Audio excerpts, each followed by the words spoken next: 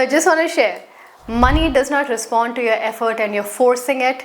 Money responds to your energy. Today I want to share with you the energetic shifts that I made in my life very, very early on in life, which led to financial freedom, and how that's going to make a difference in your life as well. If you're ready to get started, hello and welcome. My name is Kartika Nair and you're watching SynchroShakti.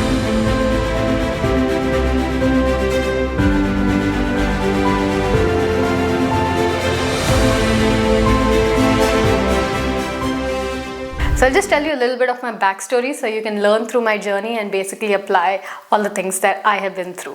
And I'll also give you the specifics of what you need to be doing today. So stay till the end, because if you don't stay till the end, you'll miss the points. And then, there's a difference between someone who's just watching a video just to eat some food, mental food, versus someone who's watching a video to really take it seriously, take notes, practice, and achieve great things in their life. Which one are you? Will you stay till the end? Awesome. So let me give you a backstory. So I was born in 1991 to a military family. I grew up in the 90s in a middle class family. So I didn't have a background or context of richness, entrepreneurship, money, abundance. That was not in my field of reality at all. No context to it. So when I grew up and I got my first job, I was earning 20,000 minus some taxes, so around 18,000 something is what came into my account.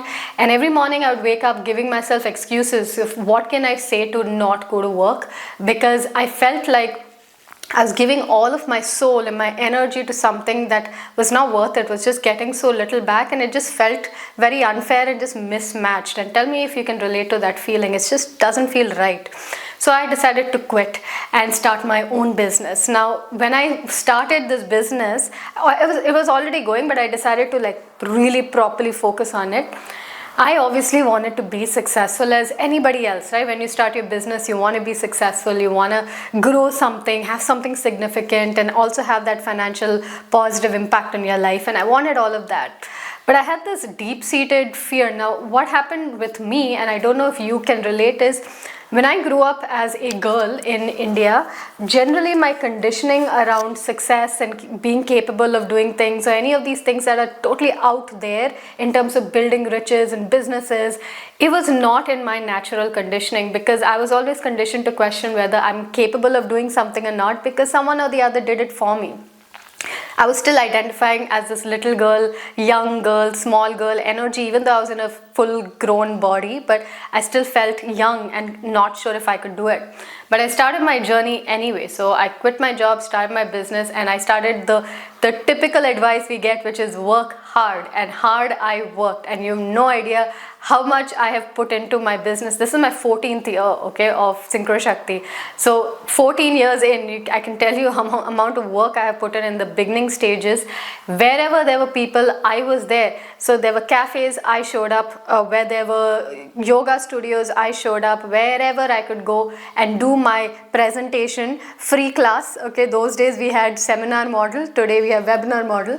But let's say I started maybe 2013, 14, around that time. I would go with my flip chart and I would make a presentation, and then I'll try to sell my products. And unbeknownst to me, my energy around money was so stinky at that time that firstly nobody would buy. But if by some fluke of luck somebody bought my product, just because of how wishy-washy my own energy was around success and all the things that I wanted, that person would take their money back. How many events I had to cancel, and my heart was broken so many times because I wouldn't get people to attend my events or to buy my programs. It hurt so much. So I thought, okay, if I can't do the whole marketing thing, because entrepreneurs, I won't call myself at that stage an entrepreneur yet. I was more identifying as a coach, trying to be a trainer. In that field, we know our training, we know our material. We don't know marketing, we don't know all of these things. So I was like, okay, I can't do that. Let me try easier way. Let me go to the corporates, right? So the corporates will bring their people who need personality development. I will do the training. They'll pay me a check. We'll be good. And so I decided to go to the corporate. And I remember going one day into this MNC, and they had called, the managers, whoever had called the people, and they were sitting in this boardroom. I, looking like I'm 14 years old, brought my flip chart, very bubbly energy. I'm trying to teach them mind-body connection. I'm trying to show them that their body can respond to their mind, and I'm trying to do these exercises. And the whole time they're laughing. They're trying to disprove my experiments. They're purposely botching it up, and they just made me feel so not only unwelcome, but like such a small, insignificant, stupid thing in the room, that I finished that experience and I went home and I was crying, and I was crying like my soul was aching, and I was looking outside the window and I was speaking to God, and I said, or to the universe, and I said, hey, what's the point of you opening all these doors for me if you're only going to shut them on my face? Like, it's going nowhere, it's not working, what's your problem? Soon enough I got the answer, and the answer was something that I learned from Abraham Hicks, and they said that no amount of hard work can make up for your lack of alignment on the inside. And I had to look at my own energy towards myself, towards money, towards success, towards everything that I was working so hard to manifest, to create, to work towards. And I realized that my own energy was so bad and so in the lack and so worried and so not confident around money, around myself, around the success. It was like I'm working physically, but emotionally, energetically, I'm just sitting down, that I don't even know if I'm capable. I don't even feel connected to the money. I feel like it's too far away. I feel like it's too big for me. I feel like the whole, it's just, I'm just too young. The energies were not at all matching what I was asking for. So I had to go on a journey of alignment. On the journey of alignment, there are two things that I did which was very, very powerful. See, I'm telling you everything here for free. So if you're a serious seeker, you will write this down. The two things that I did which was very powerful, number one was, of course, building a very strong relationship with money. So money, instead of being some faraway thing that one day hopefully I will get, I brought the money close, and in my mind became best friends with the money. So I had images of hugging money and dancing with money and writing love letters to money and appreciating money. And so building that such a strong relationship that when I thought of money, I felt like money was my best friend and loved to hang out with me. That was the first part of the thing that I built, was a relationship with money. Tell me if you're learning something at this point. If you're learning, just keep learning. The second thing was a very important one, which is identity. Your results only match your self-image, right? How you see yourself, the way you identify. And most people are identifying with the feeling of, I'm trying to, but I can't afford, but it's not working. They're in one train expecting to go to a different direction. So I was also there, and I had to build that self-image of somebody who's abundant, of somebody who's rich. And for that, I had to visualize the version of myself that was rich. I had to watch interviews of people in my field and my industry who are doing phenomenally. I had to hang out with people who are doing phenomenally. I went to events, I read books, I did whatever I could to tap into that feeling of what it felt like to be rich and to be abundant, well before any money came into my life. But because I did these two things, and I was very strongly in this, let's say, aura of wealth and abundance, and I really put my heart and soul into doing this. I've read whatever books there are, I've everything. I've done the work, right? But I put myself in that vortex, and soon enough, money started coming a lot. When they say universe gives you, I think there's a saying in Hindi, jab Bhagwan deta hai, chapad phad ke deta hai, something like that. I might be completely wrong, but Hindi is not what we know. It is the language of my country, but it's not something I've practiced in many years. But the point I want to say is, when universe gives us, it gives us in a huge measure. So huge measures started coming in, and I started growing financially very, very strongly, very, very quickly, because I tapped into that energy. It's like a rain, it's like a torrential storm, right, of money that comes in. Now, a problem arose. Two problems arose, I would say specifically. The first one that arose, and I'll be extremely honest with you with both of these. The first one was, I started earning money, but I started meeting people, and I would hang out with people, let's say in my neighborhood, or I'd meet family members, and everyone's struggling financially. And you can see it and you can hear it in the way they speak about their finances, how far away their vibration is to what they actually want. So I was feeling that sense of separation, that if I am over here effortlessly creating, and these guys are struggling for even basic things to afford, I start feeling that guilt and that separation, and I think, how am I supposed to be in oneness with people and connect with them and be in a community when I'm all the way up there and they're struggling here? So that guilt started coming up, and that was one of the things that was now blocking the flow of money for me, because the guilt was standing in the way, like, oh, if I just keep growing even more and then these guys are like down there, the gap between us is going to be so much. So subconsciously I was like, no, money don't come now, because I'm not, like, I can't handle more gap between me and other people. So this was the first block that came. The second block that came was, and I'll be very honest, okay, I don't know whether this is just me or other people have been through this, but it is when you are young and you come to money and you don't generally have the habit of spending on other people, spending on other people feels a bit bitter. So, and it's not just being a girl, I've seen this with guys as well, who are suddenly, they are like married and they have kids and they have to spend their money, even though on their own family, they become very kind of stingy on letting go of that money. And so stinginess is part of my experience as well, is because I was always provided for by some man, right? By my father, always provided for. But I never had to provide for people. So it became such a new experience that even though people started asking of me to do things for them financially, which I wasn't ready to do because I was still stingy in terms of spending on other people. So that created bitterness. So then I needed an excuse to tell them why I don't want to buy something for them. So to give them an excuse, I had to again unconsciously block off the flow of money. So I had a reason to tell them, like, hey, no sales came this month, or business was like this month, so I can't give you any money, or I can't buy this for you, I can't book this for you. So this was the second thing, that stinginess to spend on others, and also the fact that others were asking and not respecting the boundary of, the fact that this is money that I worked for or whatever. So this is the second, or let's say 2-3 blocks that came in the way, which taught me something else, and this is a very important lesson. You tap into the flow of money, you tap yourself out of the flow of money. Money is always flowing. It's either you are tapping into it or you are tapping out of it. And I had unconsciously tapped out of it because of the guilt and the stinginess and the bitterness that people are asking, and that they're not respecting the money. So that became the next layer of the things that I needed to resolve. So then I went on that final journey of releasing all of this. So I had to release the guilt by recognizing that I did put in the work to build this up, and I can pull everybody else up. That's why I make these videos, right? Instead of me stopping myself just so that I don't feel bad for other people, I can bring other people up. So this is what I'm telling you to do, is you need to break those levels of layers of things inside of you that is causing separation between you and money. So this is the way I did it for this one. For people respecting my money, I started affirming that people respect my money.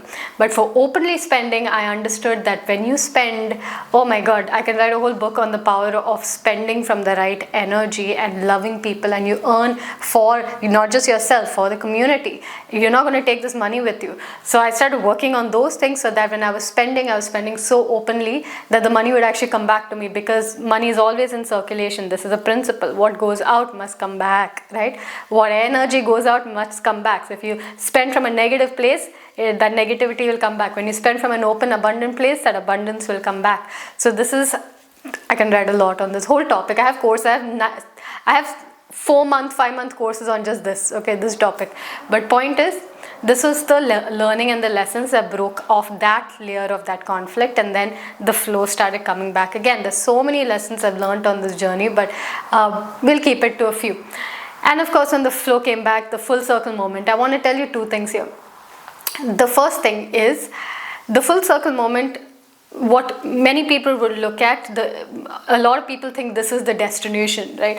Is you have the house, you have the car, you move to the country you want to, you can buy whatever, you can sponsor trips, you're taking us. I did all of that. Yeah, I took my family on I sponsored them on luxury cruise. I took my husband on business class. I bought this, I bought them bike, I bought car, I bought other people. I did all that. Great, phenomenal. That's a phenomenal vision to have. Everything that I could materialistically want, which is so hard for people to buy things for my birthday, because I got everything. I don't need anything more.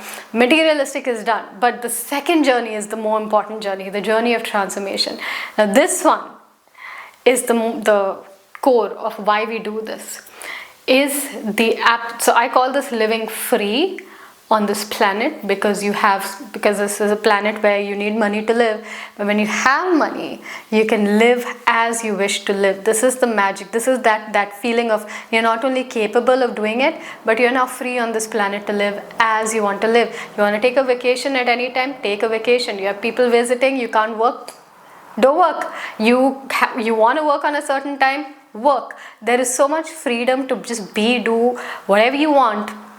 This is, I think, the magic of financial freedom, is that you just get to flow with life instead of having to struggle against the flow of life. This is what I think is the most magical part of financial freedom, and that is what I want to have for you. So let's look at the lessons that you can apply in your life. Okay, so let's jump into lesson number 1.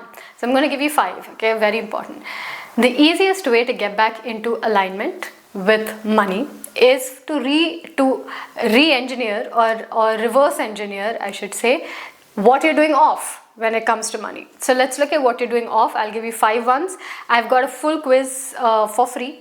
Everything I'm giving you here is free, but it's all worth millions, so please take it. This free quiz, I'll put it in the description. That will show you more of where you're misaligned, so you can just do the opposite and get back into alignment. So let's look at 5. Okay, so the first one where people are misaligned around money is they think way too realistically. So they're looking at reality and they're feeling, hey, no one's inquiring about my products, therefore I can't have money.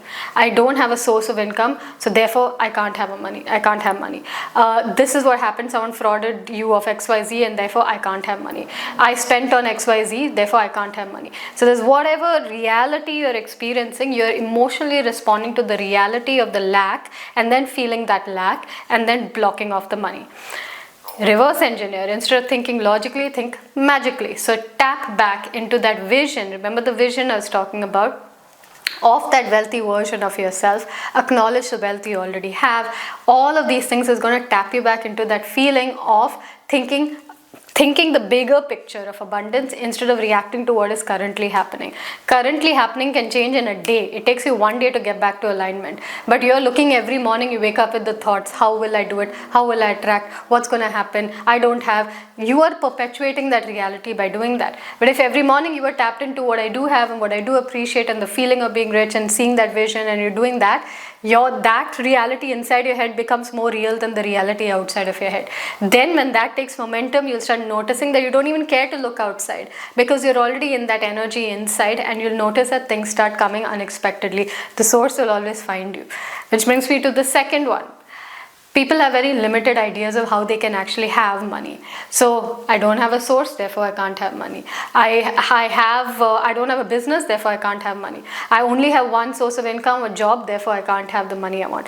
I have a business, but I don't have this kind of business, therefore I can't. So whatever ideas you all create, but the thing is, I told you, the flow of money is constant. You tap into it by whatever beliefs you put in, whatever beliefs are in your head. So you can tap into that money at any time by whether I have a source of income or not, whether one source of income or not, whether I have a business and everyone's inquiring or not. I know that money is flowing into my life in phenomenal, beautiful ways. My heart is completely open to receiving that money. I receive that money. I hug that money. I'm feeling so abundant. I'm feeling so great in my body. That is what you need to fuel more of, instead of these ideas of why you can have and why you can't have, right? So this is the second part. Tell me if you're learning something. If it's powerful so far, just type powerful in the chat. Third one, okay, I'll give you 5 because I want to over-deliver to you guys. I want to go deep into this topic. The third one is very important, which is identity, your self-image. You can't get results that are exceeding your self-image. So your results match your self-image. So feeling like I'm someone who can't afford, I'm someone who's trying but not getting there, I don't know what I can save but it always goes out of my hand. That's your identity, and you're asking to be rich. It's like going on one train to this direction but wondering why you're not reaching that direction.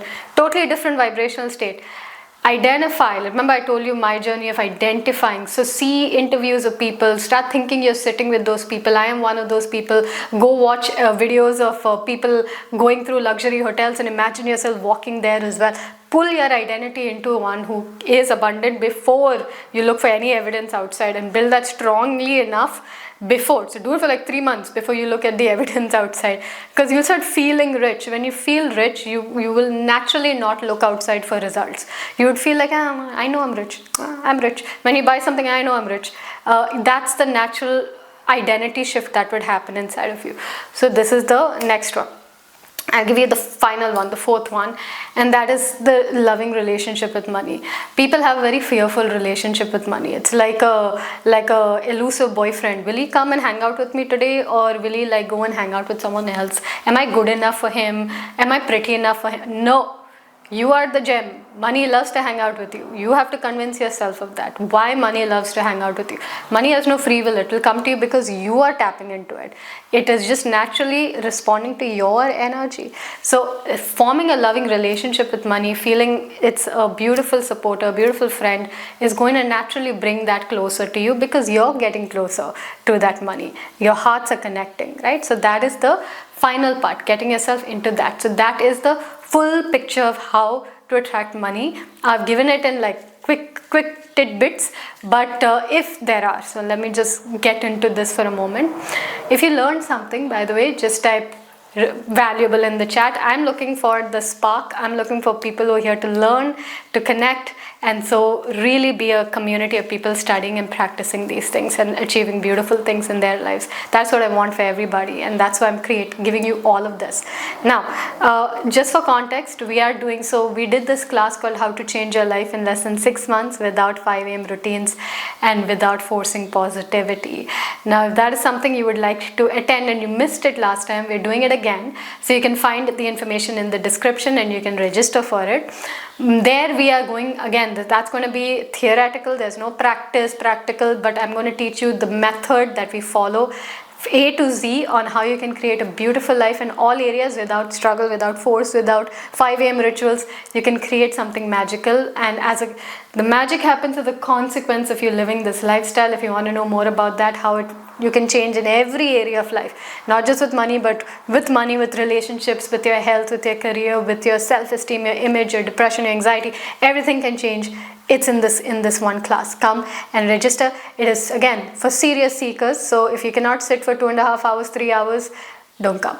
But if you can sit, and I was one of those people, if there was a 6-hour training, I'd be there before the training began, I'd be there after the training ended, and I'm just there because I want to study, and I want to apply, I want to do well in my life. And if you're that person, go register for this class. You'll find the information below.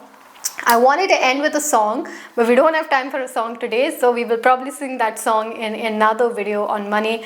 But I love you. I hope you've learned something. Please tell me in the comments what you took back. Put the notes. So imagine this is like a class. You are in this university. I'm your professor, and I'm looking at your notes. So tell me in the comments, what notes did you take? I'd love to check them out. I love you, and I look forward to seeing you in another video very, very soon. Please subscribe if you like this energy and these teachings, and if you're a serious seeker. And I look forward to seeing you in another video. Namaste.